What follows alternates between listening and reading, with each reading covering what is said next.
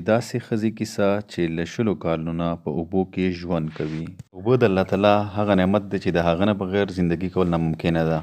په دې ویډیو کې زه تاسو ته د داسې میرمن کیسه کوم چې تاسو به حیران پاتې شئ. په هندوستان کې یو کلی دی چې په هغه کې شپږ شپېته کلنه ښځه تقریبا د شلو کالونو په اوبو کې ژوند کوي.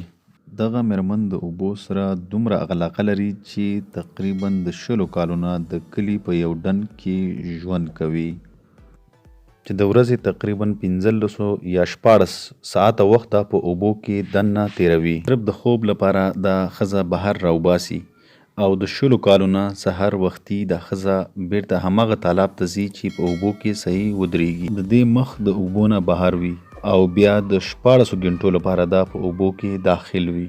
داسې ویل کېږي چې په 1999 کال کې په توراني میرمنې ته یو داسې جالبه ناروغي پیدا شوې وه.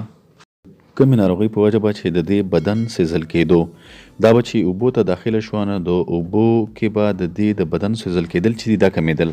دغه میرمن به هره ورځ دغه ډنډ ته د خپل درد د کمولو دپاره راتلله. د دې کار تقریبا 20 کاله پوره شول او څنګه چې شپه راځي نو د اوبو نه یې رابهر کوي چې خپل خوب پوره کړي. د دې کلي خلک ډېر زیات غریب دي. د دې میرمنې کورنۍ چې ده د دې مکمل علاج نشي کولی. دغه میرمن په هندوستان کې د جلپري په نوم باندې هم مشهوره ده. په خوراک کې وریجې او څه کمه سبزي خوښوي چې د هغې د خوړلو نه وروسته هغه په اوبو کې ضایع کوي. خلک داسې فکر کوي چې اوبه د لمر څخه د دغه ښځې بدن ساتي. کله چې دغه میرمن په اوبو کې وي نو خپل خپلوان راځي او احوال اخلي چې دا ښځه روغه ده او که نه. د کلي خلک داسې فکر کوي چې یوه ورځ به په توراني هم د دې ډنډ یوه حصه جوړه شي. خو بیا هم په اوبو کې د 20 کالو ژوند کولو نه وروسته دغه میرمن ډېره زیاته مشهوره شوې ده.